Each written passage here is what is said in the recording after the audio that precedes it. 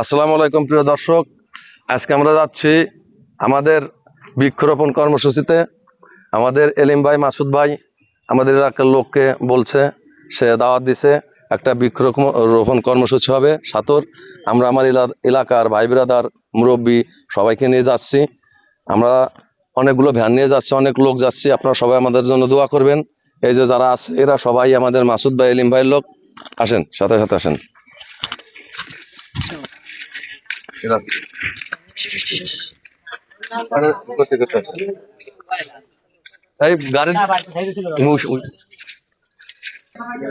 ভাই, আজকে আমরা যে এলিম ভাই, মাসুদ ভাইয়ের অনুষ্ঠানে যাচ্ছি বৃক্ষরোপণ কর্মসূচিতে, তা আপনার অনুভূতিটা বলেন।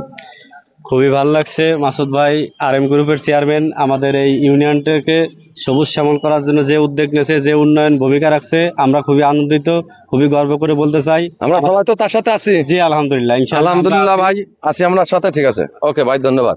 আসেন এই সামনে, আসেন ওই সামনে যান।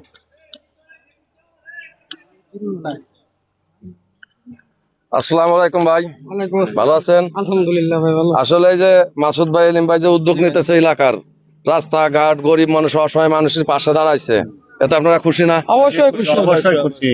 এটা চাই আমরা আমাদের সাতর ইউনিয়ন একটি আদর্শ ইউনিয়নে পরিণত হোক। সে যে উদ্যোগ নিয়েছে সবুজ বনায়নের পাশাপাশি আমাদের ইউনিয়নটা সুন্দর করে গড়ে তোলা আমাদের লক্ষ্য। এই উদ্যোগে আমরা সাধুবাদ জানাই এবং সে যে ভালো কাজ করতেছে আমরা সবসময় তার পাশে আছি। আমরা কি সবাই তার পাশে আছি?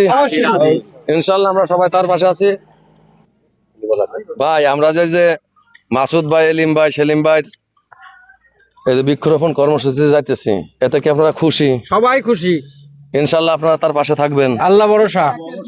আর এই এলাকার দেখেন অনেক কাজ করতেছে, কিন্তু তারা রাস্তাঘাট হওয়ার আগে অনেক কিছু অবদান করেছে এই দেশে, এলাকায় আরো করবে। মানুষের প্রতিশ্রুতি নিয়ে আগতে হবে সামনে।